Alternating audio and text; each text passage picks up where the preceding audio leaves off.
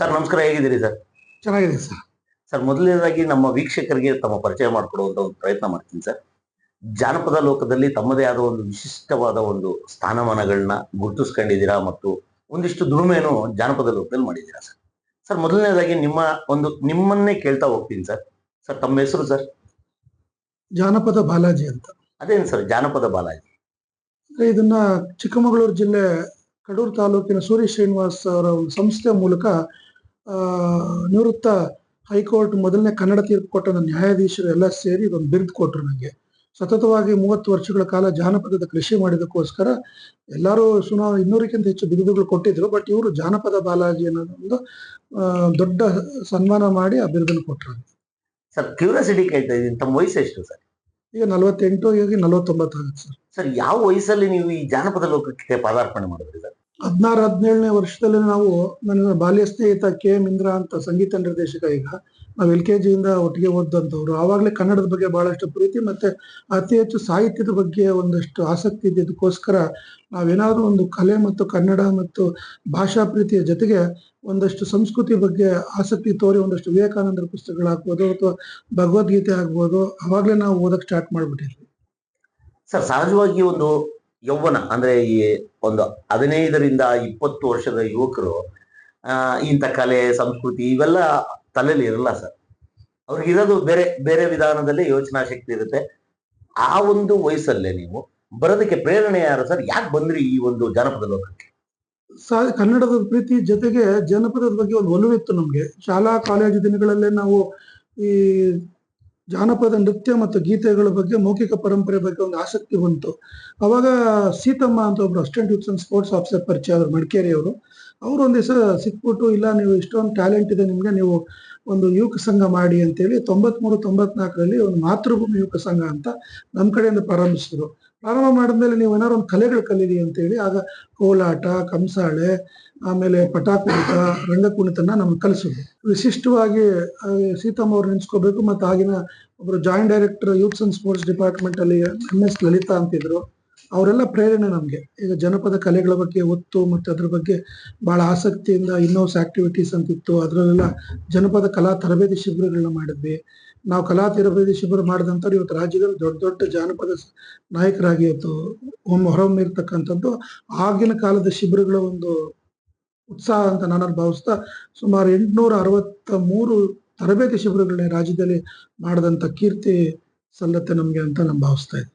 ಅದ್ಭುತ ಸರ್. ಒಂದಿಷ್ಟು ನೋಡಿ, ಆಕ್ಚುಲಿ ಇವಾಗ ಏನಾಗಿದೆ, ಇವಾಗ ಏನು ನಾವು ತಾಂತ್ರಿಕ ಯುಗದಲ್ಲಿ ಇಂಟರ್ನೆಟ್ ಅನ್ನೋ ಒಂದು ಭೂತದ ಮಧ್ಯದಲ್ಲಿ ಸಿಗಾಕೊಂಡು ಇವತ್ತು ಆ ಒಂದು ಮೂಲ ಸಂಸ್ಕೃತಿ ಆಗಿರ್ಬೋದು, ಜಾನಪದ ಆಗಿರ್ಬೋದು, ಕಂಸಾಳೆಗಳಾಗಿರ್ಬೋದು, ಈ ರೀತಿ ಹಲವಾರು ಒಂದು ಮೂಲ ಒಂದು ಏನು ಉತ್ಸಾಹ ಕೊಡುವಂತ ಒಂದಿಷ್ಟು ವಿಚಾರಗಳನ್ನ ಇವತ್ತಿನ ಯುವಕರು ಮರ್ತಿದ್ದಾರೆ ಸರ್. ಇದ್ರ ಬಗ್ಗೆ ಏನಂತೀರಾ ಸರ್? ಇದು ಇವತ್ತು ತಂತ್ರಜ್ಞಾನ ಆಗ್ಬೋದು, ಮೊಬೈಲೀಕರಣ ಆಗ್ಬೋದು, ಕಂಪ್ಯೂಟರೀಕರಣ ಆಗ್ಬೋದು, ಅಥವಾ ಆಧುನೀಕರಣ ಆಗ್ಬೋದು, ಅದು ಯಾವುದು ಜಾನಪದನ ಟಚ್ ಮಾಡ್ಲಿಕ್ಕೆ ಆಗಲ್ಲ. ಜಾನಪದ ಅವಿನಾಶಿ. ಜಾನಪದಕ್ಕೆ ತನ್ನದೇ ಆದಂತ ಶಕ್ತಿ ಇದೆ ಮತ್ತು ಯಾವತ್ತೂ ಜಾನಪದ ಸಾಯಲ್ಲ, ನಚಿಸಲ್ಲ. ಜಾನಪದ ಯಾವತ್ತೂ ಅಷ್ಟೇ ರೂಪಾಂತರಗೊಳ್ತಾ ಇರ್ತದೆ. ಆಗ ಬೇರೆ ಇದ್ರೆ ಈಗ ಬೇರೆ ಜಾನಪದ. ಒಟ್ಟಲ್ಲಿ ಜಾನಪದ ಅಂತೂ ಅವಿನಾಶಿ ಅಂತ ಹೇಳಲಿಕ್ಕೆ ಇಷ್ಟಪಡ್ತೀನಿ. ಮತ್ತು ಜಾನಪದಕ್ಕೆ ಚೌಕಟ್ಟಿಲ್ಲ. ಜಾನಪದಕ್ಕೆ ಭಾಷೆ ಇಲ್ಲ, ಜಾನಪದಕ್ಕೆ ಧರ್ಮ ಇಲ್ಲ. ಜಾನಪದ ಹೀಗೆ ಇರ್ಬೇಕು ಹಾಗೆ ಇರ್ಬೇಕಂತ ಏನಿಲ್ಲ. ಎಲ್ಲರೂ ಜನಪದ ಅಂದ ತಕ್ಷಣ ಅದೊಂದು ಹಾಡೋದು ಮತ್ತು ಕುಣಿಯೋದು ಅನ್ಕೊಂಡವ್ರೆ. ಜನಪದ ಅಂದ್ರೆ ಹಾಡು ಕುಣಿಯೋದು ಮಾತ್ರ ಅಲ್ಲ, ಒಂದು ದೊಡ್ಡ ಪರಂಪರೆ, ಒಂದು ದೊಡ್ಡ ಸಂಸ್ಕೃತಿ. ಅದರಲ್ಲಿ ಎಲ್ಲವೂ ಇದೆ, ಯಾವ್ದಿಲ್ಲ ಅಂತ ಹೇಳಿಲ್ಲ. ಒಂದು ತೊಟ್ಟಿಲಿಂದ ಚಟ್ಟದವರೆಗೂ ಇರ್ತಕ್ಕಂಥ ಪಯಣವೇ ಜಾನಪದ. ಒಟ್ಟಲ್ಲಿ ನೀವು ಹೇಳೋ ಪ್ರಕಾರ ಜಾನಪದ ಅನ್ನೋದು ಅಸ್ಪೃಶ್ಯ ಅಲ್ಲ, ಅಲ್ಲ ಅಲ್ಲ, ಯಾರು ಬೇಕಾದ್ರೂ ಸ್ಪರ್ಶಿಸ್ಬೋದು ಅದನ್ನ. ಜಾನಪದಕ್ಕೆ ಧರ್ಮ ಇಲ್ಲ, ಜಾತಿ ಇಲ್ಲ ಅಂತ ಹೇಳ್ಬಿಟ್ಟಿದ್ದೀನಿ ಅವಾಗ್ಲೇ. ಯಾಕಂದ್ರೆ ಅದಕ್ಕೆ ಚೌಕಟ್ಟೇ ಇಲ್ಲ. ಹೀಗೆ ಇರ್ಬೇಕು ಅಂತ. ತಾಯಿ ಗರ್ಭವೇ ಜಾನಪದ. ತಾಯಿ ಯಾವಾಗವರೆಗೂ ಬದುಕಿರ್ತಾಳೋ ಜಾನಪದ ಅವರೆಗೂ ಬದುಕಿರ್ತದೆ ಅನ್ನೋದೇ ನನ್ನ ಅನಿಸಿಕೆ ಸರ್.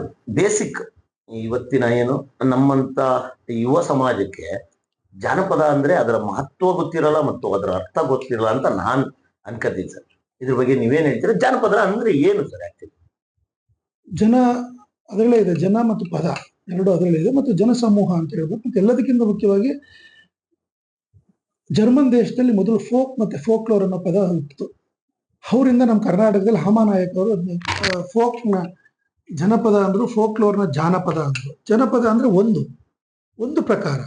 ಒಗಟ ಆಗ್ಬೋದು, ಗಾದೆ ಆಗ್ಬೋದು, ಒಡಪ ಆಗ್ಬೋದು, ಜನಪದ ವೈದ್ಯ ಆಗ್ಬೋದು, ಜನಪದ ಆಹಾರ ಪದ್ಧತಿ ಆಗ್ಬೋದು, ಜನಪದ ನೃತ್ಯ ಆಗ್ಬೋದು, ಜನಪದ ಗೀತೆ ಆಗ್ಬೋದು, ಜನಪದ ವಾದ್ಯಗಳಾಗ್ಬೋದು, ಜನಪದದ ಉಡುಪು ಆಗ್ಬೋದು. ಇದ್ರಲ್ಲಿ ಯಾವ್ದೋ ಒಂದು ಮಾಡಿದ್ರೆ ಬರೀ ಜನಪದ ಅಂತ ಹೇಳ್ತಾರೆ. ಎಲ್ಲವೂ ಸೇರ್ಕೊಂಡ್ರೆ, ಇಷ್ಟನ್ನು ಸೇರ್ಕೊಂಡ್ರೆ ಜಾನಪದ ಆಗುತ್ತೆ. ಜಾನಪದ ಅಂದ್ರೆ ಸಮೂಹ. ನಾವೆಲ್ಲವೂ ಏನು ಜಾನಪದ ಅಂದ್ರೆ ಬಹಳ ದೊಡ್ಡದೇನಿಲ್ಲ. ನಮ್ಮ ಮನೆಯಲ್ಲಿರ್ತಕ್ಕಂಥ ನಮ್ಮ ಮನೆಯೇ ಜಾನಪದ. ಪ್ರತಿಯೊಂದು ಕುಟುಂಬವೂ ಜಾನಪದ. ಒಟ್ಟಲ್ಲಿ ಒಗ್ಗೂಡಿಸುವಿಕೆ ಇರೋದು ಜಾನಪದದಲ್ಲಿ, ಬೇರ್ಪಡಿಸೋದು ಪಾಶ್ಚಾತ್ಯ ಸಂಸ್ಕೃತಿ. ಜಾನಪದ ಸಂಸ್ಕೃತಿ ಈ ಪ್ರಪಂಚದ ಮೂಲ ಸಂಸ್ಕೃತಿ.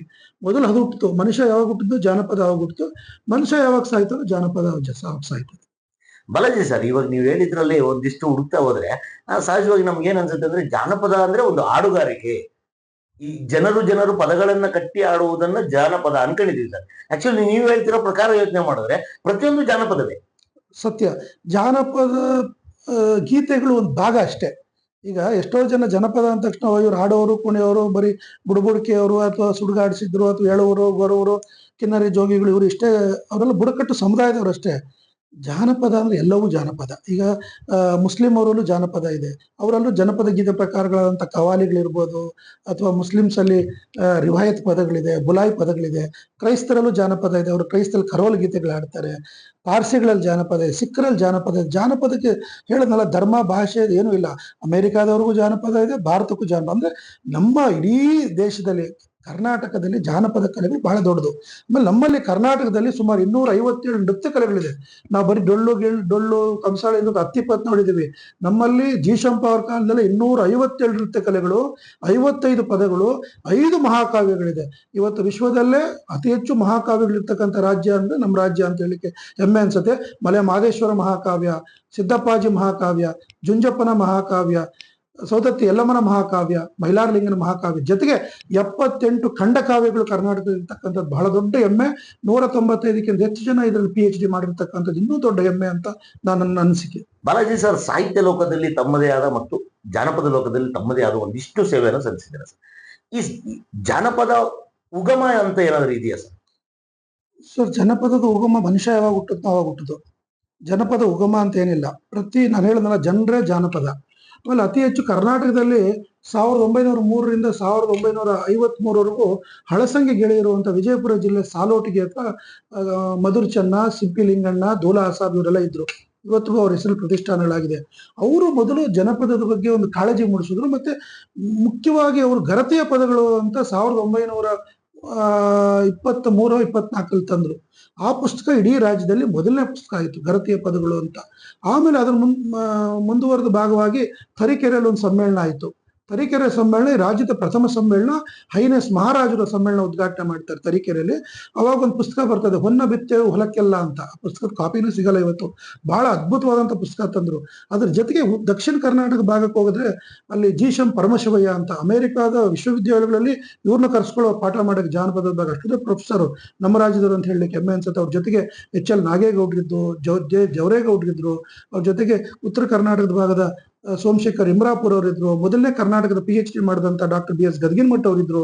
ಅದನ್ನು ಮುಂದುವರಿತಾ ನಮ್ಮಲ್ಲಿ ಈ ಶಿಷ್ಟ ಸಂಸ್ಕೃತಿಯ ಹೊಡೆತ ಜಾನಪದದ ಮೇಲೆ ಬಹಳಷ್ಟು ಬೀಳಕ್ ಸ್ಟಾರ್ಟ್ ಆಯಿತು. ಆದ್ರೆ ಈ ಜಾನಪದ ಜಾಗೃತಿ ಕರ್ನಾಟಕ ಇಡೀ ದೇಶದಲ್ಲಿ ಬಹಳ ದೊಡ್ಡದು ಅನ್ಸುತ್ತೆ. ಯಾಕಂದ್ರೆ ನಮ್ಮಲ್ಲಿ ಹೈಯೆಸ್ಟ್ PhDಗಳಾಗಿದೆ. ನಮ್ಮಲ್ಲಿ ಇರ್ತಕ್ಕಂಥ ಕಲಾ ಸಂಸ್ಕೃತಿ ಬಹಳ ದೊಡ್ಡದು. 15 ಲಕ್ಷಕ್ಕಿಂತ ಹೆಚ್ಚು ಬುಡಕಟ್ಟು ಸಮುದಾಯದವರಿದ್ದಾರೆ. ಎಲ್ಲದಕ್ಕಿಂತ ಮುಖ್ಯವಾಗಿ ನಮ್ಮಲ್ಲಿ ಇರ್ತಕ್ಕಂಥ ಈ ಹೆಣ್ಣು ಮಕ್ಕಳ ಶೋಭಾನೆ ಪದಗಳಾಗ್ಬೋದು, ಬೀಸೋಕಲ್ಲಿನ ಪದಗಳಾಗ್ಬೋದು, ಈ ಪದಗಳು ಇದೆಯಲ್ಲ 30 ಕಿಲೋಮೀಟರ್ಗೆ ಒಂದ್ಸರಿ ದಾಟಿ ದನಿ ಬದಲಾವಣೆ ಆಗುತ್ತೆ. ಯಾವ ರಾಜ್ಯಗಳಲ್ಲಿ ಅಷ್ಟು ಅಕ್ಯುರೇಟ್ ಆಗಿ ಹೇಳಲಿಕ್ಕಾಗಲ್ಲ. ನಮ್ಮ ರಾಜ್ಯದಲ್ಲಂತೂ ತುಮಕೂರಲ್ಲಿಂದ ಗುಬ್ಬಿಗೆ ಹೋಗೋಷ್ಟರಲ್ಲಿ ಬದಲಾವಣೆ ಆಗುತ್ತೆ. ಗುಬ್ಬಿಯಿಂದ ಟಿಪ್ಟೂರ್ ಹೋಗೋಷ್ಟರಲ್ಲಿ, ಟಿಪ್ಟೂರಿಂದ ಅರಸೀಕೆರೆಗೆ ಹೋಗೋಷ್ಟರಲ್ಲಿ ಬದಲಾವಣೆಗಳು ಬಹಳಷ್ಟು ಕಂಡ್ಕೋಬಹುದು ನಾವು. ಆಮೇಲೆ ನಮ್ಮಲ್ಲಿ ವಿಶಿಷ್ಟವಾದಂಥ ಪದಗಳಂದ್ರೆ ಎಂತೆಂಥ ನಮ್ಮಲ್ಲಿದೆ ಅಂದ್ರೆ, ಹೆಣ್ಣುಮತಿ ಗರ್ಭದಲ್ಲಿರ್ತಕ್ಕಂಥ ಸಂದರ್ಭದಲ್ಲಿ ಬಾಣಂತಿ ಪದ ಅಂತ ಆಡ್ತಾರೆ. ಮಗುಗೆ 9 ತಿಂಗಳು 9 ಪದ ಆಡ್ತಾರೆ. ಮಗು ಹೊಟ್ಟೆಲಿರ್ತಕ್ಕಂಥ ಸಂದರ್ಭದಲ್ಲಿ ಸಂಸ್ಕೃತಿ ಕೊಡ್ತಕ್ಕಂಥ ಒಂದೇ ಒಂದು ರಾಜ್ಯ ಅಂದ್ರೆ ಕರ್ನಾಟಕ ಅಂತ ಹೇಳಿ ಹೆಮ್ಮೆ ಅನ್ಸುತ್ತೆ. ಆ 9 ತಿಂಗಳ 9 ಪದ ನಾನು ದಾಖಲೆ ಮಾಡಿದ್ದೆ. 1999 ಮುಂಚೆ ಹಾಡ್ತಿದ್ದೆ ಸರ್. ಎಲ್ಲ ಇವನು ಡಾಕ್ಯುಮೆಂಟ್ಸ್ ಇದೆ. 99ರಲ್ಲಿ ಒಬ್ರಿಗೆ ಅವಕಾಶ ಸಿಕ್ತು. 9 ಜನ ಹಾಡ್ಬೇಕಾಗಿತ್ತು. ನಾನು ಹಾಡ್ಲಿಲ್ಲ ಅಂತ ಹೇಳಿ ನಾನು ಅವನ್ನ ಅವಕಾಶ ಕಿತ್ಕೊಂಡು ನಾನು ಹಾಡಿದೆ.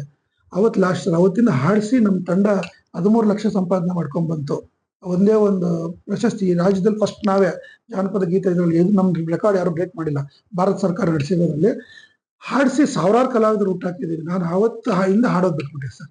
ಯಾವತ್ತು ನನ್ನಿಂದ ಒಬ್ಬನಿಗೆ ಅವಕಾಶ ಸಿಕ್ಕಿಲ್ವೋ ಅವತ್ತಿಂದ ಇವತ್ತರೆಗೂ ಹಾಡ್ತಾ ಇಲ್ಲ ಸರ್. ಹಾಡೇ ಇಲ್ಲ, ಹಾಡೋದು ಇಲ್ಲ ಸರ್. ಏನ್ ಸರ್ ಇದು ಮನಸ್ಥಿತಿ? ಇವತ್ತು ಸ್ವಾರ್ಥ ಸಮಾಜದಲ್ಲಿ ನನಗೇನ್ ಸಿಗುತ್ತೆ ಅಂತ ಯೋಚನೆ ಮಾಡುವಂತ ಕಾಲಮಾನದಲ್ಲಿ ನೀವು ಒಬ್ಬರು ನಿಮ್ಮ ಸ್ನೇಹಿತರಿಗೆ ಅವಕಾಶ ತಪ್ತು ಅನ್ನೋ ಒಂದು ವಿಚಾರಕ್ಕೆ ನೀವು 19 ವರ್ಷದಿಂದ ಆಡದೇ ಇಲ್ಲ ಅಂದ್ರೆ ನಿಮ್ಮ ಒಂದು ಮನಸ್ಥಿತಿ ಮತ್ತು ಆ ಒಂದು ಪ್ರೀತಿ ಅದ್ಭುತ ಅನ್ಸುತ್ತೆ ಸರ್. ಸರ್, ಇವತ್ತಿನವರೆಗೂ ಯಾವುದೇ ಒಂದು ಕಲೆ ಸಂಸ್ಕೃತಿ ಉಳಿಬೇಕು ಅಂದ್ರೆ ಅದಕ್ಕೆ ಜನರೇ ಆಧಾರ. ಏನಂತೀರಾ ಸರ್ ಇದಕ್ಕೆ? ಸತ್ಯ ಸರ್. ಇವತ್ತು ಜನಸಮೂಹ, ಇವತ್ತು ನೋಡಿ ಸರ್, ನಮ್ಮ ಸಂತೆಗಳು, ನಮ್ಮ ಮದುವೆಗಳು 7 ದಿನ, 10 ದಿನ, 15 ದಿನ ನಡೀತಿತ್ತು. ಇವತ್ತು ನಾವು 1 ಗಂಟೆಗೆ ಬಂದಿದ್ದೀವಿ. ಮದುವೆ ಸಂಸ್ಕೃತಿಯಲ್ಲಿ ಇವತ್ತು ಮದುವೆ ಆಚರಣೆ, ಮದುವೆ ಬಗ್ಗೆ ಇರ್ತಕ್ಕಂಥ ಏನು ನಮ್ಮ ಮದುವೆಯಲ್ಲಿ ಹಾಡ್ತಕ್ಕಂಥ ಹಾಡುಗಳು ಸಹ ಮರ್ತೋಗ್ತಾ ಇದೀವಿ. ಅದನ್ನ ಹಾಡಿಸ್ತಾ ಇಲ್ಲ ಇವತ್ತು ನಾವು ಇರ್ತಕ್ಕಂಥ ಈ ಸಂತೆನೂ ಅಷ್ಟೇ ಸೀಮಿತ ಮಾಡ್ಬಿಟ್ಟಿದೀವಿ. ಅಷ್ಟು ಆ ಪ್ರಮಾಣದ ಸಂತೆಗಳು ನಾವು ಮಾಡ್ತಾ ಇಲ್ಲ ಈಗ. ಆಮೇಲೆ ಆ ಪ್ರಮಾಣದ ಹಬ್ಬಗಳು ಇವತ್ತು ಆಚರಿಸ್ತಾ ಇಲ್ಲ. ಮುಂಚೆ ಎಲ್ಲ 3 ದಿನ ಹಬ್ಬಗಳು ಮಾಡ್ತಿದ್ವಿ, ಇವತ್ತು ಆ ಹಬ್ಬಗಳು ಆಚರಿಸ್ತಾ ಇಲ್ಲ. ಆಮೇಲೆ ಎಲ್ಲದಕ್ಕಿಂತ ಮುಖ್ಯವಾಗಿ ಜನಪದದ ಅಡಿಗೆ ಮಾಡ್ತಾ ಇದೀವಿ ಮನೆಗಳಲ್ಲಿ. ಇವತ್ತು ನಾವು ಜನಪದ ಅಡಿಗೆಯಿಂದ ಆಚೆ ಇದ್ದೀವಿ. ಗ್ಯಾಸ್ ಸಂಸ್ಕೃತಿಗೆ ಬಂದ್ಬಿಟ್ಟಿದೀವಿ, ಕುಕ್ಕರ್ ಸಂಸ್ಕೃತಿಗೆ ಬಂದ್ಬಿಟ್ಟಿದೀವಿ. ಅವತ್ತಿನ ಆಹಾರ ಪದ್ಧತಿಗೂ ಇವತ್ತಿನ ಆಹಾರ ಪದ್ಧತಿಗೂ ಬಹಳಷ್ಟು ವ್ಯತ್ಯಾಸಗಳಿದೆ. ಇವತ್ತು ನಾವು ನಾವು ಅರಿವು ಮಾಡ್ಕೋಬೇಕಾಗತ್ತೆ. ನಮ್ಮಲ್ಲಿ ಎಷ್ಟೋ ಸಂಬಂಧಗಳು ಬಿಟ್ಬಿಟ್ಟಿದೆ. ಇವತ್ತು ತಂದೆ ಮಗನ ಸಂಬಂಧ ಆಗ್ಬೋದು, ತಾಯಿ ಮಗಳ ಸಂಬಂಧ ಆಗ್ಬೋದು, ಅತ್ತೆ ಸೊಸೆ ಸಂಬಂಧಗಳಾಗ್ಬೋದು, ಅಥವಾ ಇಡೀ ಕೂಡು ಕುಟುಂಬದ ಸಂಬಂಧಗಳು ಇವತ್ತು ನೋಡ್ಲಿಕ್ಕೆ ಸಿಗ್ತಾ ಇಲ್ಲ. ಇವತ್ತೆಲ್ಲ ಸಪರೇಟ್ ಆಗಿ ಅಥವಾ ಒಂಟಿ ಕುಟುಂಬಗಳು ನೋಡ್ತಕ್ಕಂಥ ಒಂದು ಅವಕಾಶಗಳಿದೆ. ಇವತ್ತು ಏನಾಗ್ತಿದೆ ಅಂದ್ರೆ ಎಲ್ಲೋ ಒಂದ್ ಕಡೆ ನಾವು ಜಾನಪದ ಸಂಸ್ಕೃತಿ ದೂರ ಆಗ್ತಿದೀವಿ, ಪಾಶ್ಚಾತ್ಯದತ್ತ ಹೊರಟ್ಬಿಟ್ಟಿದೀವಿ. ಇದೆಲ್ಲ ಇಂಗ್ಲಿಷ್ ಅವ್ರ ಸಂಸ್ಕೃತಿ, ನಮ್ದಲ್ಲ. ನಾವೆಲ್ಲ ಒಟ್ಟಿಗೆ, ಜನಪದ ಅಂದ್ರೆ ಕೂಡುವಿಕೆ, ನಾವೆಲ್ಲ ಒಟ್ಟಿಗೆ ಬದುಕೋದೇ ಜಾನಪದ. ಒಂದು ಬೇರೆ ಸಿಂಗಲ್ ಆಗಿ ಬದುಕೋದಂದ್ರೆ ಪಾಶ್ಚಾತ್ಯ ಸಂಸ್ಕೃತಿ. ಅವ್ರು ಯಾವತ್ತೂ ಅಷ್ಟೇ ಒಗ್ಗೂಡಿಸಲ್ಲ, ಅವ್ರು ಬೇರ್ಪಡಿಸ್ತಾರೆ. ಬೇರ್ಪಡಿಸೋದೇ ಪಾಶ್ಚಾತ್ಯ ಸಂಸ್ಕೃತಿಯ ದೊಡ್ಡ ಗುಣ ಅದು. ಬಟ್ ನಮ್ಮಲ್ಲಿ ಇರ್ತಕ್ಕಂಥ ಒಂದು ಅಗಾಧವಾದ ಸಂಸ್ಕೃತಿಯಲ್ಲಿ ನಮ್ಮನ್ನು ಇವತ್ತಿಗೂ ನಾವು ಜೀವಂತವಾಗಿ ಏನು ಉಳಿಸ್ಕೊಂಡ್ಬಿಟ್ಟಿದೀವಿ ಅಂತ ಹೇಳಿದ್ರೆ, ನಾವು ಇವತ್ತು ಮದುವೆಗಳು ಮಾಡ್ಕೊಳ್ತಾ ಇದೀವಿ, ಅದರಲ್ಲಿ ಇನ್ನೂ ಜೀವಂತವಾಗಿ ಜನಪದ ಉಳಿಸಿದೀವಿ. ಸತ್ತಾಗ ಸಂಸ್ಕೃತಿ ಮಾಡ್ತಾ ಇದೀವಿ, ಸತ್ತಾಗ ಆಚರಣೆಗಳನ್ನ ಜೀವಂತವಾಗಿ ಉಳಿಸಿದೀವಿ. ಮಗು ಹುಟ್ಟಿದಾಗ ಆಚರಣೆಗಳು ಜೀವಂತ. ಆದ್ರೆ ಹಿಂದೆ ಮಗು ಹುಟ್ಟಕ್ ಮುಂಚೆನೆ ಗೊತ್ತಾಗ್ಬಿಡ್ತಿತ್ತು. ಅವ್ರ ಮನೆಗೆ ಅಗಸರು ಜಾಸ್ತಿ ಹೋಗ್ತಾ ಇದ್ದಾಗ ಸಂದರ್ಭದಲ್ಲಿ ಇವ್ರ ಮನೇಲಿ ಏನೋ ಒಂದು ವಿಶೇಷತೆ ಇದೆ ಅಂತ ಗೊತ್ತಾಗ್ತಿತ್ತು. ಅದ್ರ ಜೊತೆಗೆ ಅವರು ಆ ಮಗು ಹುಟ್ಟಿದ ತಕ್ಷಣ ಮೊದಲು ಅಗಸರಿಗೆ ಹೊಗಳೋರು. ಮತ್ತೆ ಬಾಣಂತಿ ಸೂಲಗಿತ್ತಿ ಇದಾಳಲ್ಲ, ಆ ಸೂಲಗಿತ್ತಿಗೆ ಒಂದು ಒಳ್ಳೆ ಬಹುಮಾನ ಕೊಡೋರು ಮಗುನ ಎತ್ತೊಳೋಗ. ಆಗಿನ ಸೂಲಗಿತ್ತಿರು ಇವತ್ತು ಇಲ್ವೇ ಇಲ್ಲ. ಇವತ್ತು ಡಾಕ್ಟರ್ಗಳ ಸಂಸ್ಕೃತಿಗೆ ಬಂದ್ಬಿಟ್ಟಿದೀವಿ. ಅವತ್ತಿನ ಸೂಲಗಿತ್ತಿ ಸಂಸ್ಕೃತಿ ಎಂತ ಒಳ್ಳೆ ಸಂಸ್ಕೃತಿ ಅಂದ್ರೆ 5-6 ಮಕ್ಕಳಾದ್ರೂ ಅಷ್ಟೇ ಸಿಸರಿನ್ ಆಗ್ತಿರ್ಲಿಲ್ಲ. ಇವತ್ತು ಒಂದೇ ಮಗುಗೆ ಸಿಸರಿನ್ ಆಗುವಂತ ಸಂಸ್ಕೃತಿಗೆ ಬಂದಿರತಕ್ಕಂಥದ್ದೇ ನಮ್ದೊಂದು ದೊಡ್ಡ ದುರಂತ ಅನ್ಸುತ್ತೆ. ಮತ್ತೆ ಜನಪದ ಸೀಮಿತ ಆಗ್ಬಾರ್ದು. ಜನಪದ ಅಂದ ತಕ್ಷಣ ನಾವು ಹೀಗೆ ಇದೆ, ಹಾಗೆ ಇದೆ, ಹೀಗೆ ಆಡ್ಬೇಕು, ಹಾಗೆ ಆಡ್ಬೇಕು ಅನ್ನೋದು ಸೀಮಿತ ಆಗ್ಬಾರ್ದು. ಇವತ್ತು ಸಿನಿಮಾದವರೆಲ್ಲ ಜನಪದನ ಕದ್ದು ಬಿಟ್ಟಿದ್ದಾರೆ ಎಷ್ಟೊಂದು. ಇವತ್ತು ಎಲ್ಲ ಸಿನಿಮಾಗಳಲ್ಲಿ ಜನಪದನ ತಗೊಂಡು ಜನಪದ ಮೌಖಿಕ ಪರಂಪರೆ ಗೀತೆಗಳಲ್ಲಿ ಅವ್ರು ಇಷ್ಟ ಬಂದಂಗೆ ತಿರುಚ್ಕೊಳ್ತಾ ಇದ್ದಾರೆ. ಜನಪದ ಸಿನಿಮಾ ತಗೊಳ್ಳೋದ್ರ ಬಗ್ಗೆ ನನ್ಗೆ ಏನ್ ಬೇಜಾರಿಲ್ಲ. ಬಟ್ ಆ ಮೂಲ ಆಡ್ದಂತ ತಂಬೂರಿ ಜವರಯ್ಯ ಆಗ್ಬೋದು, ಬೋರಮ್ಮ ಆಗ್ಬೋದು, ಗಂಗೊಚ್ಚಮ್ಮ ಆಗ್ಬೋದು, ಸೋಬಾನೆ ರಾಮಯ್ಯ ಆಗ್ಬೋದು, ಸೋಬಾನೆ ಕೃಷ್ಣೇಗೌಡ, ಇಂಥವ್ರಿಗೆ ಬಹುಮಾನ ಕೊಡಿ, ಕೈ ತುಂಬಾ ದುಡ್ಡು ಕೊಡಿ ಅವ್ರಿಗೆ. ಯಾಕಂದ್ರೆ ಅವ್ರು ಅದನ್ನ ತಾತ ಮುತ್ತಾತನ ಕಾಲದಿಂದ ಮೌಖಿಕ ಪರಂಪರೆ ಬಾಯಿಂದ ಬಾಯಿಗೆ ಆಡಿರ್ತಕ್ಕಂಥದ್ದು. ಯಾರಾದ್ರೂ ಏನಾದ್ರು ಬರೆದ್ಬಿಟ್ಟು ನಾನು ಜನಪದ ಗೀತೆ ಬರ್ದಿದ್ದೀನಿ ಅಂದ್ರೆ ಜನಪದ ಗೀತೆ ಯಾರ ಕೈಲೂ ಬರೀಲಿಕ್ಕಾಗಲ್ಲ. ಜನಪ್ರಿಯ ಗೀತೆ ಬರಿಬೋದು ಅಥವಾ ಇನ್ನೊಂದು ಸ್ವಂತ ಗೀತೆ ಬರಿಬೋದು, ಜನಪದನ ಬರೀಲಿಕ್ಕೆ ಆಗಲ್ಲ. ಜನಪದ ಅಂದ್ರೆ ಬಾಯಿಂದ ಬಾಯಿಗೆ ಬರ್ತಕ್ಕಂಥದ್ದು. ಮತ್ತೆ ಎಲ್ಲದಕ್ಕಿಂತ ಮೌಖಿಕ ಪರಂಪರೆ, that is a oral text. ಆಮೇಲೆ ಜನಪದ ಒಂದು ಅಲೌಕಿಕ ಸಂವಿಧಾನ, ಇಟ್ ಇಸ್ ಅನ್ರಿಟನ್ ಕಾನ್ಸ್ಟಿಟ್ಯೂಷನ್. ಬರೆದಿದ್ದಾರೆ ಕಾನ್ಸ್ಟಿಟ್ಯೂಷನ್ ಅಂಬೇಡ್ಕರ್ ಎಲ್ಲ ಸರಿ, ಬಟ್ ಇದು ಅಲೌಕಿಕ ಸಂವಿಧಾನ. ಬರೀದೇ ಇರತಕ್ಕಂಥ ಸಂವಿಧಾನ ಅಂದ್ರೆ ಜನಪದ. ಜನಪದ ಎಲ್ಲ ಇದೆ. ಜನಪದದಲ್ಲಿ ಇಂಥದ್ದಿಲ್ಲ ಅಂತ ಏನಾದ್ರು ಹೇಳಿದ್ರೆ ಅದು ತಪ್ಪಾಗುತ್ತೆ. ಸರ್, ನಿಮ್ ಮಾತಿನ ಪ್ರಕಾರ ಜಾನಪದ ಅನ್ನೋದು ಬಾಯಿಯಿಂದ ಬಂದಂತೆ ಮೌಖಿಕ ಪರಂಪರೆ. ವೇದ ಸುಳ್ಳಾದ್ರು ಗಾದೆ ಸುಳ್ಳಾದ್ರು ಅನುಭವದ ಹಾದಿ. ಇವತ್ತು ಅನುಭವಗಳನ್ನ ಹೇಳೋದಿಕ್ಕೆ, ಜನಪದನ ಉಳಿಸೋದಿಕ್ಕೆ ಹಿರಿಕರು ಮನೆಗಳಲ್ಲಿಲ್ಲ, ಮೈಕ್ರೋ ಫ್ಯಾಮಿಲಿಗಳಾಗಿ ಬದಲಾಗ್ತಾ ಇದೆ. ಇದ್ರ ನಡುವೆ ಈಗ ಶಾಲೆಗಳಲ್ಲಾಗಿರ್ಬೋದು, ಪೇರೆಂಟ್ಸ್ಗಳು ಯಾವ್ದೋ ಡ್ಯಾನ್ಸ್ ಕಲಿಸ್ತೀನಿ, ಮತ್ತೊಂದೇನೋ ಕಲಿಸ್ತೀನಿ ಅಂತ ಹೇಳ್ತಾರೆ. ಆದ್ರೆ ದೊಡ್ಲು ಕುಂಟ, ಕಂಸಾಲೆ, ಕೈಸಾಲೆ, ದೇವರ ರಂಗಗೀತೆಗಳು ಇಂಥವನ್ನ ಕಲಿಸೋ ಪ್ರಯತ್ನವನ್ನ ಮಾಡಲ್ಲ. ಅಂದ್ರೆ ಮಕ್ಳಿಗೆ ಮುಂದಿನ ಭವಿಷ್ಯದಲ್ಲಿ ಜಾನಪದ ಅನ್ನೋದು ನಶಿಸಿ ಹೋಗ್ಬಿಡುತ್ತಾ ಅಂತ, ಅಂದ್ರೆ ಅವ್ರಿಗೆ ಒಂದು ಅರಿವಿಗೆ ಸಿಗ್ದಂಗ್ ಆಗ್ಬಿಡುತ್ತಾ ಅಂತ. ನಾನು ಇದನ್ನ ಅವಾಗಲೇ ವ್ಯಾಖ್ಯಾನ ಮಾಡಿದ್ದೀನಿ. ಜಾನಪದ ಅವಿನಾಶಿ, ಜಾನಪದ ನೀವೆಲ್ಲ ಹೊರಗಡೆ ಇದ್ರಿ ಅನ್ಸುತ್ತೆ. ಜಾನಪದಕ್ಕೆ ಸಾವಿಲ್ಲ, ಜಾನಪದ ರೂಪಾಂತರಗೊಂಡ್ಕೊಂಡಿರ್ತದೆ ಹೊತ್ತು ಅದಕ್ಕೆ ಸಾಯಲ್ಲ ಅಂತ. ಬಟ್ ಜಾನಪದ ನಾವು ಸ್ವಲ್ಪ ಮಟ್ಟಕ್ಕೆ ಅದನ್ನ ಏನಾದ್ರು ಜಾಗೃತಿ ಮೂಡಿಸ್ಬೇಕಾದ್ರೆ ಎರಡು ದಾರಿ ಇದೆ. ಒಂದು ದಾಖಲೀಕರಣ. ಈಗ ನೀವೇನ್ ಮಾಡ್ತೀವಿ, ದಾಖಲೀಕರಣ ಅಂತ ಇದನ್ನ ಇನ್ನೊಂದು ತರಬೇತಿ. ನೀವು ಹೇಳಿದ್ರಲ್ಲ, ಈ ಶಾಲಾ ಕಾಲೇಜು ಮಕ್ಕಳಿಗೆ ನಾವು ಮೂಲ ಕಲಾವಿದರಿಂದ ಹೊಸ ತಲೆಮಾರಿಗೆ ಹಳೆ ತಲೆಮಾರಿಂದ ಹೇಳ್ಕೊಡ್ತಕ್ಕಂಥದ್ದು ಮಾಡ್ಬೋದು. ಅದು ಬಹಳ ಒಳ್ಳೆ ಕಾನ್ಸೆಪ್ಟ್. ಬಟ್ ಇತ್ತೀಚೆಗೆ ಏನಾಗ್ಬಿಟ್ಟಿದೆ, ಜನಪದನ ಸಹ ಕಮರ್ಷಿಯಲ್ ಮಾಡ್ಬಿಟ್ಟಿದ್ದಾರೆ. ಜನಪದನ ಒಂದು ಜನಪದ ಅಂದ್ರೆ ಅದಕ್ಕೆ ಬೆಲೆ ಕಟ್ಟಕ್ಕಾಗ್ತಿಲ್ಲ. ಯಾಕಂದ್ರೆ ಜನಪದನ ಸಂತೋಷದಲ್ಲಿ, ದುಃಖದಲ್ಲಿ, ಮನೆ ಒಳ್ಳೇದ್ರಲ್ಲಿ, ಮನೆ ಕೆಟ್ಟದಲ್ಲಿ ಹಾಡ್ತಕ್ಕಂಥದ್ದು. ಅದಕ್ಕೆ ದುಡ್ಡು ಕೊಟ್ಟು ಆಡಿಸ್ತಿರ್ಲಿಲ್ಲ. ಇವತ್ತು ಜನಪದ ಕಲಾವಿದರು, ಮಾಡರ್ನ್ ಕಲಾವಿದರು ಹೇಗಾಗ್ಬಿಟ್ಟಿದ್ದಾರೆ ಅಂದ್ರೆ, ದುಡ್ಡು ಕೊಟ್ರೆ ಮಾತ್ರ ಪದ ಹಾಡೋದು, ದುಡ್ಡು ಕೊಟ್ರೆ ಮಾತ್ರ ಕಲ್ಸಕ್ ಹೋಗೋದು. ಈ ಕಾಲದಲ್ಲೂ ಸಹ ದುಡ್ಡು ಕೊಡದೇನೆ ಕಲ್ಸ್ತಕ್ಕಂಥ ಒಂದು ವ್ಯವಸ್ಥೆ ಇದೆ. ಬಹಳಷ್ಟು ಜನ ಈಗ ಗೊಂದಲಿಗರ ರಾಮಣ್ಣ ಆಗ್ಬೋದು, ಬಹಳಷ್ಟು ಕಲಾವಿದರು ನಾನು ನೋಡಿದ್ದೀನಿ. ದುಡ್ಡೇ ಬೇಡ ಸ್ವಾಮಿ, ನಾವು ಕಲಿಸ್ಕೊಡ್ತೀವಿ ಮಕ್ಕಳಿಗೆ, ಮಕ್ಕಳು ಕಲಿಸಿ ಅಂತ ಹೇಳ್ತಾರೆ. ಅಂತ ಕಲಾವಿದರನ್ನ ನಾನು ಮೆಚ್ತೀನಿ ಹೊರತು, ಇವತ್ತು ಜನಪದದಲ್ಲಿ ಜನಪದ ಹೆಸರು ಹೇಳ್ಕೊಂಡು ಒಂದು ಸಾವಿರಾರು ಜನ ಜೀವನ ಮಾಡ್ತಾ ಇದ್ದಾರೆ. ನೀವು ಹೇಳಿದ್ರಿ, ಮಕ್ಕಳು ಕಲಿಸ್ಲಿ ಪರವಾಗಿಲ್ಲ, ಬಟ್ ಅದನ್ನ ತುಂಬಾ ತೀರಾ ಕಮರ್ಷಿಯಲ್ ಮಾಡ್ಕೋಬಾರ್ದು. 20,000 ಹೇಳ್ಕೊಡಿ, ಕಮರ್ಷಿಯಲ್ ಹೇಳ್ಕೊಡಿ. ಮಕ್ಕಳು ಕಲಿಸೋದೇ ಒಂದು ದೊಡ್ಡ ಸೇವೆ, ಅವ್ರದ್ದು ಸೇವೆ ಅನ್ಕೋಬೇಕು. ಬಟ್ ಎಷ್ಟು ಬೇಕೋ ಅಷ್ಟು ಅವ್ರ ಜೀವನಕ್ಕೆ. ದಿನಕ್ಕೆ ಒಂದು 500 ತಗೊಂಡ್ರೆ ತಪ್ಪೇನಿಲ್ಲ, ದಿನಕ್ಕೆ 2,000 ಚಾರ್ಜ್ ಮಾಡೋದಂತೆಲ್ಲ ಮಾಡಬಾರ್ದು. ಯಾಕಂದ್ರೆ ಇವತ್ತು ಅದನ್ನ ಮುಂದಿನ ಪೀಳಿಗೆ ಕೊಡೋದೇ ಒಂದು ದೊಡ್ಡ ಕೊಡುಗೆ. ನೀವು ಹೇಳಿದಂಗೆ ಅದನ್ನ ಕಮರ್ಷಿಯಲ್ ಆಗದೆ ಮಾಡಿದ್ರೆ ಖಂಡಿತವಾಗ್ಲೂ ನಾವು ಈ 2 ದಾರಿ ದಾಖಲೀಕರಣ ಮತ್ತು ತರಬೇತಿ ಮೂಲಕ ನಾವು ಮುಂದಿನ ಪೀಳಿಗೆಗೆ ಅದನ್ನ ಕೊಂಡೊಯ್ಬೇಕು. ಸರಿ, ಎಲ್ಲಾ ಶಾಲೆಗಳಲ್ಲೂ ಪ್ರತಿಭಾ ಕಾರಂಜಿ ಈ ತರದೆಲ್ಲ ಪ್ರೋಗ್ರಾಮ್ಗಳನ್ನ ಮಾಡ್ತಾರೆ. ಸೊ ಇದಕ್ಕೆ ಆಡಪ್ ಆಗುವಂತ ಜನಪದ ಕಲೆಗಳನ್ನ ಆಡಪ್ ಮಾಡುವಂತ ಜನಪದ ಕಲೆಗಳು ಆಡಪ್ ಆಗಿ ಪ್ರತಿಭಾ ಕಾರಂಜಿ ಬಹಳ ಒಳ್ಳೆ ಕಾನ್ಸೆಪ್ಟ್. ಬಟ್ ಅದನ್ನ ಇನ್ನೂ ಒಂದಷ್ಟು ಮಾಡರ್ನೈಸ್ ಮಾಡ್ಬೇಕು. ಸರ್ಕಾರಗಳು ಅದರಲ್ಲಿ 6-7 ಕಲೆಗಳನ್ನ ಅಷ್ಟೇ ಸೇರಿಸಿದೆ. ನಾನು ಹೇಳಿದೆ 257 ಕಲೆಗಳಿದೆ ಅಂತ ಅವಾಗ್ಲೇ. ಅದರಲ್ಲಿ ಎಷ್ಟೊಂದು ಇವತ್ತು ನೋಡಿ, ನಮ್ಮಲ್ಲಿ ಬಯಲುಸೀಮೆ ಯಕ್ಷಗಾನ ಪ್ರಚಾರಕ್ಕೆ ಬರಲಿಲ್ಲ. ಈಗ ಮಲೆನಾಡು, ನಮ್ಮ ಉತ್ತರ ಘಟ್ಟದ ಆ ಕಡೆ ಇರ್ತಕ್ಕಂಥ ನಮ್ಮ ಮಂಗಳೂರು ಭಾಗದ ಯಕ್ಷಗಾನ ಪ್ರಚಾರಕ್ಕೆ ಬಂತು. ಶಿವರಾಮ್ ಕಾರಂತ್ ಅದನ್ನ ಪ್ರಚಾರಕ್ಕೆ ತಂದ್ರು. ಬಟ್ ನಮ್ಮಲ್ಲಿ ಬಯಲುಸೀಮೆ ಯಕ್ಷಗಾನ ಯಾಕೆ ಪ್ರಚಾರಕ್ಕೆ ಬಂದಿಲ್ಲ? ಇವತ್ತು ನಾವು ಅದು ನೋಡ್ತಾ ಇಲ್ಲ. ಮತ್ತೆ ಎಷ್ಟೋ ಜನ ಮಕ್ಕಳಿಗೆ ಅದು ಗೊತ್ತೇ ಇಲ್ಲ. ಇವತ್ತು ಆ ಮಕ್ಕಳಿಗೂ ಅದನ್ನೆಲ್ಲ ಮಾಡಿಸ್ಬೋದು. ಕರ್ಪಾಳ ಮೇಳ ಎಂತ ದೊಡ್ಡ ಕಲೆ ಅದು. ಕೈ, ಬಾಯಿ, ಕಾಲು, 3 ತಲೆ ಎಲ್ಲಾ ನುಡಿಸ್ಕೊಂಡು ಇಡೀ ಬಾಡಿಗೆ ಒಂದು ದೊಡ್ಡ ಎಕ್ಸಸೈಸ್ ಕರ್ಪಾಳ. ಎಷ್ಟೋ ಜನ ಗೊತ್ತಿಲ್ಲ ಇವತ್ತು. ನಾನು ಹಾಸನ ಭಾಗದ ಚಿಟ್ಟಮೇಳ ಅಂತ ಹೇಳಿದೆ, ಬಹಳ ದೊಡ್ಡ ಕಲೆ ಚಿಟ್ಟಮೇಳ, ಬಹಳ ಒಳ್ಳೆ ಕಲೆ. ಈಗ ನಮ್ ತಾವರೆಕೆರೆ ಭಾಗದ ಸೋಮನ ಕುಣಿತ, ಇವತ್ತಿಗೂ ಅಲ್ಲಿ 2 ಕುಟುಂಬ, ಕುಮಾರಸ್ವಾಮಿ ಮತ್ತೆ ಇನ್ನೊಬ್ರು ಇದ್ದಾರೆ. ಇವತ್ತು ಇಡೀ ಇಂಡಿಯಾದಲ್ಲಿ ಅವ್ರ ಸೋಮನ ಕುಣಿತ ಯಾರು ಕುಣಿಯಲ್ಲ. ಇವತ್ತು ಈ ರಾಮನಗರ ಭಾಗದಲ್ಲಿ ಕಣಿ ಮುದ್ದೆಯ ಅಂತಿದ್ದ, ಕಣಿ ಹೇಳ್ತಿದ್ದ. ಇವತ್ತು ಕಣಿ ಹೇಳೋರೇ ಇಲ್ಲ. ಆ ಚನ್ನಪಟ್ಟಣದಲ್ಲಿ ಅಚ್ಚೆ ಪುಟ್ರಂತಮ್ಮ ಅಂತಿದ್ಲು. ನಾನು ಜಾನಪದ ಲೋಕದಲ್ಲಿ ಇದ್ದಾಗ ಅವ್ಳು ಕರ್ಸಿ ಅಚ್ಚ ವಹಿಸ್ತಾ ಇದ್ದೆ ಹುಡುಗರಿಗೆಲ್ಲ. ಈ ಟ್ಯಾಟೋ ಏನ್ ಬಂದಿದೆ ಎಲ್ಲ ನಮ್ಮ ಸಂಸ್ಕೃತಿನೇ, ಯಾವ್ದು ಹೊಸದಲ್ಲ. ಬರ್ಮುಡಾ ಚಡ್ಡಿನೂ ನಮ್ ಚಡ್ಡಿನೇ. ಏನೇ ನೀವು ಹೊಸದ್, ನಾವು ಬೆಲ್ ಬಾಟಮ್ ಪ್ಯಾಂಟು ನಮ್ದೆ, ಎಲ್ಲವೂ ಅಷ್ಟೇ. ನಮ್ಮ ಜಾನಪದದಿಂದಾನೇ, ಈ ಕುರುವಂಜಿ ಆಟದಿಂದಾನೇ ಭರತನಾಟ್ಯ ಬಂದಿರುತ್ತೆ. ಎಲ್ಲವೂ ನಮ್ಮಿಂದಲೇ ಎರವಲು ಕೊಟ್ಟಿರ್ತಕ್ಕಂಥದ್ದಷ್ಟೇ. ಬ್ಯಾಕ್ ಟು ಫೆವಿಲಿಯನ್ ವಾಪಸ್ ಬರ್ತಾ ಇದೀವಿ. ಮತ್ತೆ ಜನಪದದ ಅಡಿಗೆ ಬಗ್ಗೆ ಕಾಳಜಿ ತಗೊಂಡು ಎಲ್ಲರೂ ಇವತ್ತು ನಮ್ಮ ಹಳೆ ಗ್ರೀನ್ಸ್ ಪದ್ಧತಿಗೆ ಬರ್ತಾ ಇದ್ದಾರೆ. ಬಟ್ ನೀವು ಹೇಳಿದಂತ ಕಾನ್ಸೆಪ್ಟ್ ಅಲ್ಲಿ ನಾವು ಮುಂದಿನ ಪೀಳಿಗೆಗೆ ಅದನ್ನ ಕೊಂಡೊಯ್ತಕ್ಕಂಥ ಕೆಲಸದಲ್ಲಿ ಯಶಸ್ವಿ ಆಗ್ಬೇಕಾದ್ರೆ ಇದಕ್ಕೊಂದು ಈ ಕಲೆ ಮತ್ತು ಕಲಾವಿದರ ಬಗ್ಗೆ ಈಗ ಶಾಲಾ ಕಾಲೇಜುಗಳ ಪಠ್ಯ ಪುಸ್ತಕ ಏನಿದೆಯಲ್ಲ, ಟೆಕ್ಸ್ಟ್ ಬುಕ್ಸ್ ಅಲ್ಲಿ ಬರ್ಬೇಕದು. ಅಮೆರಿಕಾದವರು ಬಾಲ್ಯದಲ್ಲಿ ಟೆಕ್ಸ್ಟ್ ಬುಕ್ಸ್ ಅಲ್ಲಿ ತರ್ತಾ ಇದ್ದಾರೆ, ನಾವು ತರಗಾಗ್ತಿಲ್ಲ. ಇಷ್ಟು ವರ್ಷ ಆಯ್ತು, 5 ಪಾಠ, ಒಂದ್ ಎರಡು ಗದ್ಯ, 2 ಪದ್ಯ ತರ್ತಿದೀವಿ. ನಾವು ಪಾಠನೇ ತರಬೇಕು. ಜನಪದ ಅಂದ್ರೆ ನನಗೆ ಗೊತ್ತಿಲ್ಲ. ಜನಪದ ಮತ್ತು ಜಾನಪದನೇ ತರಬೇಕು, ಒಂದು ಪಾಠ ತರಬೇಕು. ಕರ್ನಾಟಕದಲ್ಲಿ ಜಾನಪದ ಭೀಷ್ಮ ಮಧುರ್ ಚೆನ್ನ ಅಂತ ತರಬೇಕು, HL ನಾಗೇಗೌಡ ಅಂತ ತರಬೇಕು, ಅಥವಾ ಜವರೇಗೌಡರ ಬಗ್ಗೆ ತರಬೇಕು, ಸೋಮಶೇಖರ್ ಇಂಬ್ರಾಪುರ್ ಬಗ್ಗೆ ಪಾಠ ಇರಬೇಕು. ಆಮೇಲೆ ಆ ಥರ ಇಲ್ಲ. ಯಾರೋ ಅಬ್ರಾಹಿಂ ಲಿಂಕನ್ ಬಗ್ಗೆ ನಾವು ಓದ್ತಿದೀವಿ. ನಮ್ಮ ಭಾಗದ, ನಮ್ಮ ಸ್ಥಳೀಯ ಜನಪದ ಉಳಿಸ್ತಂತವ್ರನ್ನ ಓದಕ್ಕೆ ನಾವು ಆಗ್ತಾ ಇಲ್ಲ. ಪ್ರಥಮ PhD ಮಾಡಿದ ಗದಗಿನ ಮಟ್ಟ ಎಷ್ಟೋ ಜನ ಹೆಸರೇ ಕೇಳಲಿಲ್ಲ. ಆತರ ಆಗ್ಬಾರದು. ಸರ್, ಇವತ್ತಿಗೆ ಜಾನಪದವನ್ನ ಮುಂದಿನ ಪೀಳಿಗೆಗೆ ದಾಟಿಸುವಂತ ಒಂದಷ್ಟು ಹಿರಿತಲೆಗಳು ಇದ್ದಿರೋದ್ರಿಂದ ಇವಾಗ ಅದರ ಇಂಡಿವಿಜುವಲ್ ತಗೊಳ್ಬೇಕಾದ ಸರ್ಕಾರ, ಅದರ ಪ್ರಾಮುಖ್ಯತೆ ಎಷ್ಟಿದೆ? ಯಾವ ರೀತಿ ಸರ್ಕಾರಗಳು ಇದ್ರ ಬಗ್ಗೆ ಗಮನ ಹರಿಸಲೇಬೇಕಾಗಿದೆ? ಅಳಿವಿನ ಅಂಚಿನಲ್ಲಿರ್ತಕ್ಕಂಥ ಮೂಲೆ ಕಲೆಗಳು, ಇವಾಗ ಎಷ್ಟೋ ಕಲೆಗಳು ಅಳಿವಿನ ಅಂಚು ಕೊಟ್ಟೋಗ್ಬಿಟ್ಟಿದೆ. ಇವಾಗ ಮುಖವೀಣೆ, ಈ ರಾಜ್ಯದಲ್ಲಿ ಮುಖವೀಣೆ ಸುಮಾರು ಕಲಾವಿದರಿದ್ರು. ಮುಖವೀಣೆ ಆಂಜಿನಪ್ಪ ಒಬ್ಬ ಇವತ್ತಿದ್ದಾನೆ, ಮತ್ತೆ ಇನ್ನಿಬ್ರು ಶಿರಾ, ಪಾವಗಡ ಆ ಭಾಗದಲ್ಲಿ, ಮಡಕಶಿರಾ ಭಾಗದಲ್ಲಿ ಇದ್ದಾರೆ. ಬಿಟ್ರೆ ಇನ್ಯಾರೂ ಇಲ್ಲ. ಆ ಕಲೆನ ಕಲಿಸ್ಲಿಕ್ಕೂ ಆಗ್ತಾ ಇಲ್ಲ, ಕಲಿಯೋಕ್ಕೂ ಆಗ್ತಿಲ್ಲ. ಆ ಕಲೆ ಹೊರಟೋಗ್ತಾ ಇದೆ. ಅದನ್ನ ದಾಖಲೀಕರಣ ಮಾಡ್ಕೊಳ್ಳೋಂತ ಬಹಳಷ್ಟು ಅಗತ್ಯತೆ ಇದೆ ನಮ್ಗೆ. ಅದಕ್ಕಿಂತ ಮುಖ್ಯವಾಗಿ ಇವತ್ತು ಗೊಂಬೆ ಆಟ, ಸೂತ್ರದ ಗೊಂಬೆ ಮತ್ತು ತೊಗಲು ಗೊಂಬೆ.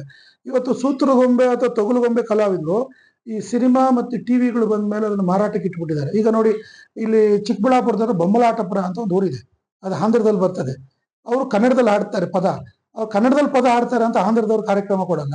ಅವ್ರು ಆಂಧ್ರದ ಬಾರ್ಡರ್ ಒಳಗಡೆ ಇದಾರೆ ಅಂತ ಕರ್ನಾಟಕದವ್ರು ಕಾರ್ಯಕ್ರಮ ಕೊಡ್ತಾ ಇಲ್ಲ. ಅವ್ರು ಗೊಂಬೆಗಳನ್ನ ಮಾರ್ತಾ ಇದಾರೆ. ನಿಮ್ಮ 6 ಅಡಿ ಗೊಂಬೆಗಳನ್ನ, ರಾವಣನ ಗೊಂಬೆ ಆಗ್ಬೋದು, ರಾಮನ ಗೊಂಬೆ ಆಗ್ಬೋದು, ಅವುಗಳನ್ನೆಲ್ಲ 2,000 3,000ಕ್ಕೆ ಮಾರ್ಬಿಡ್ತಾ ಇದ್ದಾರೆ. ಅಂದ್ರೆ ನಾವು ಗೊಂಬೆ ಆಟದ ಪರಿಸ್ಥಿತಿ, ಇವತ್ತು ನಾವು ಗೊಂಬೆಗಳು ಮಾರೋ ಪರಿಸ್ಥಿತಿಗೆ ಬಂದ್ಬಿಟ್ಟಿದೀವಿ. ಅಂದ್ರೆ ಸರ್ಕಾರಗಳು ಇವತ್ತು ಕಲಾವಿದರ ಅಥವಾ ನಶಿಸುವ ಅಥವಾ ಅಳಿಯುವ ಕಲೆಗಳ ಸಂರಕ್ಷಣೆಗೆ ಎಷ್ಟು ನಿಂತಿದೆ ಅಂತ ನಿಮ್ಗೆ ಗೊತ್ತಾಗತ್ತೆ. ಇವತ್ತು ಕಲಾವಿದರ ಇವತ್ತು ಮೂಲ ಕಲೆಗಳು ದಕ್ಷಿಣ ಕರ್ನಾಟಕದ ಕಲೆ ಆಗ್ಬೋದು, ಮಧ್ಯ ಕರ್ನಾಟಕದ ಕಲೆ ಆಗ್ಬೋದು, ಉತ್ತರ ಕರ್ನಾಟಕದ ಕಲೆ ಆಗ್ಬೋದು. ಕಲಾವಿದ ಉಳಿದ್ರೆ ಕಲೆ ಉಳಿತದೆ. ಕಲಾವಿದನ ಉಳಿಸೋ ಪ್ರಯತ್ನ ಸರ್ಕಾರ ಮಾಡ್ಬೇಕು. ಮೊದಲು 60 ವರ್ಷಕ್ಕೆ ಮಾಶಾಸನ ಕೊಡ್ತಾ ಇದ್ದಾರೆ, 40 ವರ್ಷಕ್ಕೆ ಕೊಡ್ಬೇಕಂತ ನಾನು ಬೇಡಿಕೆ ಇಟ್ಟಿದ್ದೀನಿ ಸರ್ಕಾರಕ್ಕೆ. ಯಾಕಂದ್ರೆ ಬದುಕೋದೇ ಇವತ್ತು 40-50 ಲಾಸ್ಟ್. ಅವ್ರು 60 ವರ್ಷಕ್ಕೆ ಮಾಶಾಸನೆ ಕೊಟ್ರೆ ಲಾಭ ಅವ್ರಿಗೆ, 10 ವರ್ಷ ಸತ್ತೋಗಿರ್ತಾರೆ, ನಾವು ಕೊಡಂಗಿಲ್ಲ ಅಂತ. ಸರ್ಕಾರ ಆ ಚಿಂತನೆ ಮಾಡಬಾರ್ದು. 35ಕ್ಕೆ ಕೊಡ್ಲಿ. ಕಲಾವಿದ ಅಂತ ಅವ್ನು ದೃಢ ಆದ್ಮೇಲೆ ಅವ್ನಿಗೆ ಅವನೇನು ಚೇಂಜ್ ಹಾಕಾಗಲ್ವಲ್ಲ. ಒಬ್ಬ ಕಲಾವಿದ ಅಂದ್ಮೇಲೆ ಜೀವನ ಪೂರ್ತಿ ಕಲಾವಿದನೇ, ಅವನು ಬದಲಾವಣೆ ಹಾಕಾಗಲ್ಲ. ಅದರಿಂದ ಸರ್ಕಾರ ನಾನು 1,000 ಇತ್ತು, ನಾವು ಪ್ರಯತ್ನ ಮಾಡಿ ಸರ್ಕಾರಕ್ಕೆಲ್ಲ ಕೊಟ್ಟು 500 ಜಾಸ್ತಿ ಮಾಡಿ 500ಗೆ 2,000 ಕೊಡ್ತಾ ಇದ್ದಾರೆ. ಪಕ್ಕದ ತೆಲಂಗಾಣ ರಾಜ್ಯದಲ್ಲಿ 10,000 ಕೊಡ್ತಾ ಇದ್ದಾರೆ. ನಾನು ಅದಕ್ಕೆ 5,000 ನಮ್ಮ ರಾಜ್ಯದಲ್ಲಿ ಕೊಡಿ ಅಂತ ಕೇಳಿದ್ವಿ. ಬಹಳಷ್ಟು ಕಲಾವಿದರು ಮಾಶಾಸನ ನಂಬ್ಕೊಂಡೇ ಬದುಕ್ತಾ ಇದ್ದಾರೆ. ಬಟ್ ಉತ್ತರ ಕರ್ನಾಟಕದ ನಾನು ಕೆಲವು ಬೀದರ್ ಬಾರ್ಡರ್ಗಳೆಲ್ಲ ಹಳ್ಳಿಗಳಿಗೆ ಹೋದಾಗ ಅಲ್ಲಿಗೆ ಸಂಸ್ಕೃತಿ ಇಲಾಖೆ ಇದೆ ಅಂತಲೂ ಗೊತ್ತಿಲ್ಲ, ಅಕಾಡೆಮಿ ಇದೆ ಅಂತ ಗೊತ್ತಿಲ್ಲ, ಮಾಶಾಸನ ಇದೆ ಅಂತಲೂ ಗೊತ್ತಿಲ್ಲ. ಅವ್ರಿಗೆ ನಂಬೇ ಇಲ್ಲ. ಸಂತೋಷಕ್ಕೆ ಹಾಡ್ಕೊಂಡು ಹೋಗ್ತಾ ಇದಾರೆ ಹೊರತು ಈ ಇಲಾಖೆಗಳಿದೆ ನಮ್ನೇನ ಗುರುತಿಸುತ್ತೆ ಗೌರವಿಸುತ್ತೆ ಅಂತ ಅವ್ರಿಗೆ ಗೊತ್ತೇ ಇಲ್ಲ. ಹಾಗೆ ಹಾಡ್ಕೊಂಡ್ ಬರ್ತಾ ಇದಾರೆ. ಕಲಾವಿದರು ಎಕ್ಕಿ ತೆಗಿಬೇಕು. ಇಂತಹ ಕಲಾವಿದರು ಮೂಲ ಗಡಿ ಭಾಗದಲ್ಲಿ ಗಡಿ ಅಭಿವೃದ್ಧಿ ಪ್ರಾಧಿಕಾರ ಆಗ್ಬೋದು, ನಮ್ಮ ಕಲಾವಿದ ಇಲಾಖೆಗಳಾಗ್ಬೋದು, ಗಡಿಲೋ ಕೆಲಸ ಮಾಡ್ಬೇಕು, ಹಳ್ಳಿಲಿ ಕೆಲಸ ಮಾಡ್ಬೇಕು. ಕರ್ನಾಟಕದ ಒಂದು ಜಾನಪದ ಅಕಾಡೆಮಿ ಇದೆ, ಏನು ಸಾಲಲ್ಲ. 4 ಅಕಾಡೆಮಿ ಆಗ್ಬೇಕು. ಉತ್ತರ ಕರ್ನಾಟಕ ಬೆಳಗಾಂ ಒಂದು ಅಕಾಡೆಮಿ ಆಗ್ಬೇಕು, ಗುಲ್ಬರ್ಗ ಅಕಾಡೆಮಿ, ಬೆಂಗಳೂರಲ್ಲಿರೋ ಅಕಾಡೆಮಿ ಒಂದು ಮುಂದುವರಿಬೇಕು, ಮೈಸೂರು ಒಂದು ಅಕಾಡೆಮಿ ಆದ್ರೆ ಮಾತ್ರ ಜನಪದ ಕಲೆಗಳಿಗೆ ಒಂದಷ್ಟು ವಿಸ್ತಾರತೆ ಬರುತ್ತೆ. ಮತ್ತೆ ಎಲ್ಲರೂ ಅದ್ರ ಜೊತೆಗೆ ಒಗ್ಗೂಡಿಸ್ಕೊಂಡು ಹೋಗ್ಬೋದು. ಯಾರು ಬೆಂಗಳೂರಿನ ಸೆಂಟ್ರಲೈಸ್ ಮಾಡಬಾರ್ದು, ಡಿಸೆಂಟ್ರಲೈಸ್ ಆಗ್ಬೇಕು. ಇಲಾಖೆಗಳಾಗ್ಬೋದು, ಅಕಾಡೆಮಿಗಳಾಗ್ಬೋದು. ಅವಾಗ ನಾವು ಟಚ್ ಮಾಡ್ಬೋದು ಕಲಾವಿದರು ಮತ್ತು ಕಲೆನ. ಸರ್, ಕಲೆ ಅಂದ್ರೆ ಇವತ್ತು ಸರ್ಕಾರಗಳಾಗಿರ್ಬೋದು ಅಥವಾ ಸಾರ್ವಜನಿಕರಾಗಿರ್ಬೋದು, ಕಲೆ ಅಂದ್ರೆ ಒಂದು ಚಿತ್ರರಂಗ, ದೊಡ್ಡ ಪರದೆ, ಬೆಳ್ಳಿ ಪರದೆ ಮೇಲೆ ಬರೋರು ಮಾತ್ರ ಕಲಾವಿದರು, ಇನ್ನು ಮಿಗ್ದವರೆಲ್ಲ ಕಲಾವಿದರಲ್ಲ ಅನ್ನೋ ಒಂದು ಭಾವನೆಯಲ್ಲಿ ಬದುಕ್ತಾ ಇದ್ದಾರೆ ಅಂತ ಕಾಣಿಸುತ್ತೆ. ಯಾಕೆ ಹೇಳ್ತಾ ಇದ್ದೀನಿ ಅಂದ್ರೆ ಸರ್, ನಮ್ಮಲ್ಲಿ ಒಂದಿಷ್ಟು ಹಿರಿಯ ನಟರು ಮತ್ತೆ ಒಂದಿಷ್ಟು ನಟರು ಸತ್ತೋದಾಗ ಅವ್ರಿಗೆ ಸಿಗುವ ಒಂದು ಗೌರವ ಮತ್ತು ಮಾನ್ಯತೆಗಳು ಎಲ್ಲೋ ಈ ಜಾನಪದ ಏನು ಈ ಮೂಲ ಸಂಸ್ಕೃತಿ ಕಾಪಾಡ್ತಿರೋಂಥವ್ರಿಗೆ ಸಿಗ್ತಾ ಇಲ್ಲ ಅನ್ನೋದು ನಮ್ಮ ಮೇಲ್ನೋಟಕ್ಕೆ ಕಾಣಿಸ್ತಾ ಇದೆ ಸರ್. ಇವರು ಸರ್ಕಾರಗಳು ಇವತ್ತೇನು ಈ ದೊಡ್ಡ ದೊಡ್ಡ ಕಲಾವಿದರು, ಬೆಳ್ಳಿ ಪರದೆಯ ಕಲಾವಿದರು ಖರ್ಚು ಮಾಡೋ ಹಣ 1% ಖರ್ಚು ಮಾಡೋದು ಈ ಮೂಲ ಸಂಸ್ಕೃತಿ, ನಮ್ಮ ಜಾನಪದ ಸಂಸ್ಕೃತಿ ಉಳಿದೋಗುತ್ತೆ ಅನ್ಸುತ್ತೆ ಸರ್. ಸತ್ಯ ಸರ್. ಯಾಕಂದ್ರೆ ಇವತ್ತು ಹಾಲಿವುಡ್, ಟಾಲಿವುಡ್, ಸ್ಯಾಂಡ್ಲ್ವುಡ್, ಬಾಲಿವುಡ್ ಇವುಗಳಿಗೆ ಸಿಗ್ತಕ್ಕಂಥ ಮನ್ನಣೆ ಮತ್ತು ಮಾನ್ಯತೆ ಮೂಲ ಕಲೆ ಮತ್ತು ಕಲಾವಿದರಿಗೆ ಸಿಗ್ತಾ ಇಲ್ಲ. ಇಂಡಿಯಾ ಲೆವೆಲ್ ಪ್ರಶ್ನೆ ಸರ್, ಈ ಚಿತ್ರರಂಗಕ್ಕೆ 30% ತೆರಿಗೆ ರಿಯಾಯಿತಿ ಬೇರೆ ಕೊಡ್ತಾರೆ ಸರ್, ಸರ್ಕಾರದಿಂದ ತೆರಿಗೆ ರಿಯಾಯಿತಿ ಇದೆ. ಜಾನಪದಕ್ಕೆ ಯಾವ ರೀತಿ ರಿಯಾಯಿತಿಗಳು? ನಾನು ಈಗಾಗಲೇ ಅದನ್ನ ಬಗ್ಗೆ ಅವಾಗಲೇ ಪ್ರಸ್ತಾಪ ಮಾಡ್ತಿದ್ದೆ. ಯಾಕಂದ್ರೆ ಇವತ್ತು ಜನಪದ ಕಲಾವಿದರಿಗೆ ರಿಯಾಯಿತಿನೇ ಇಲ್ಲ. ಐಡೆಂಟಿ ಕಾರ್ಡ್ ಕೊಡಕ್ಕೆ ಇವತ್ತು ಹಿಂದೆ ಮುಂದೆ ನೋಡ್ತಾ ಇದ್ದಾರೆ. ಆಮೇಲೆ ಎಲ್ಲದಕ್ಕಿಂತ ಮುಖ್ಯವಾಗಿ ಜನಪದ ಕಲಾವಿದನಿಗೆ ಈಗ ಅವನು ಹುಟ್ಟು ಕಲಾವಿದ ಆಗಿರ್ತಾನೆ, ಬೈ ಬರ್ತ್ ಅವನು ಕಲಾವಿದ. ಈಗ ಪಾರಂಪರಿಕ ಕಲಾವಿದರು ಅಂತ ಹೇಳ್ತೀವಿ ನಾವು. ಇವಾಗ ಜನಪದ ವೈದ್ಯರು ಇವರೆಲ್ಲ ಪಾರಂಪರಿಕ ಕಲಾವಿದರು. ಈಗ ಯಲ್ಲಾಪುರ ಕಾಡಲ್ಲಿ ಇದಾರೆ ಅವರು. ಇವತ್ತು ಮನೇನ ಹೋಗಿ ಬಂದಿದ್ದೆ, ಒಂದು 6 ತಿಂಗಳ ಮುಂಚೆ ಯಲ್ಲಾಪುರ ಕಾಡಿಗೆ ನಾವು ಕಾರ್ ನಿಲ್ಸ್ಬಿಟ್ಟು 6 ಕಿಲೋಮೀಟರ್ ಕಾಡು ನಡಿಬೇಕು.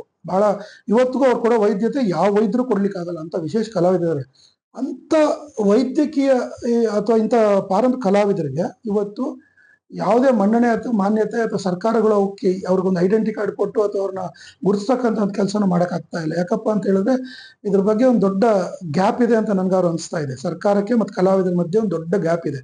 ಆಮೇಲೆ ಆ ಗ್ಯಾಪ್ ತುಂಬಬೇಕಪ್ಪ ಅಂತ ಹೇಳಿದ್ರೆ ಅದನ್ನ ನಾವು ಸ್ಥಳೀಯವಾಗಿ ತಗೊಂಡೋಗ್ಬೇಕು. ಅವಾಗ ಡಿಸೆಂಟ್ರಲೈಸ್ ಆಗ್ಬೇಕು ಅಂತ. ಇಲ್ಲ ಬೆಂಗಳೂರಲ್ಲಿ ಕೂತ್ಕೊಂಡು ಅಥವಾ ಜಿಲ್ಲಾ ಹೆಡ್ ಕ್ವಾರ್ಟರ್ ಕೂತ್ಕೊಂಡು ಏನು ಮಾಡ್ಲಿಕ್ಕೆ ಆಗಲ್ಲ. ಅವರು ದೇ ಶುಡ್ ಗೋ. ಈಗ ತಾಲೂಕು ಮಟ್ಟದಲ್ಲಿ ಅಧಿಕಾರಿಗಳಿಲ್ಲ ನಮ್ಮಲ್ಲಿ, ಅದೊಂದು ದೊಡ್ಡ ಡ್ರಾಬ್ಯಾಕು. ಯಾಕಂದ್ರೆ ಅವಾಗಲೇ ಹೇಳ್ತಾ ಇದ್ದೆ ನಾನು, ಗ್ರಾಮೀಣ ಭಾಗದಲ್ಲಿ ಬಿಟ್ಟರೆ ನಾವು ನಗರೀಕರಣದಲ್ಲ ಏನು ನೋಡ್ಲಿಕ್ಕೆ ಆಗಲ್ಲ. ಅಂದ್ರೆ ಇಲಾಖೆಗಳು ಗ್ರಾಮದಲ್ಲೇ ಇರಬೇಕು ಅನ್ನೋದು ನನ್ನ ಅನಿಸಿಕೆ. ಗ್ರಾಮದ ಹತ್ತತ್ರಕ್ಕೆ ಹೋಗ್ಬೇಕಾದ್ರೆ ಗ್ರಾಮದ ಹತ್ರ ಇದ್ರೆ ಮಾತ್ರ ಅದನ್ನ ಮುಟ್ಲಿಕ್ಕೆ ಸಾಧ್ಯ ಇದೆ ಅಂತ ನನ್ನ ಅನಿಸಿಕೆ.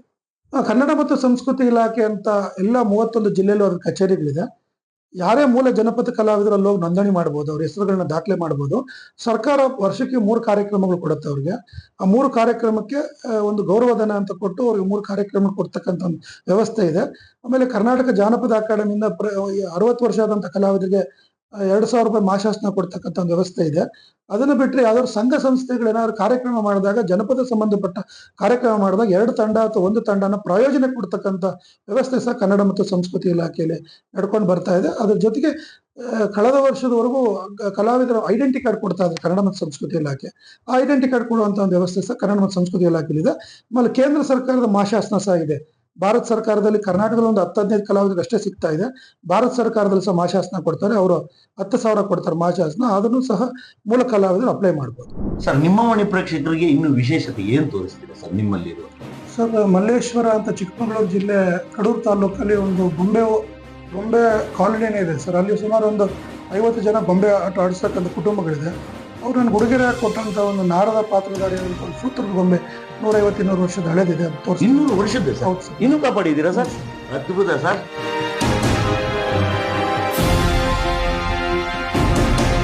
ಇದೆ ಸರ್.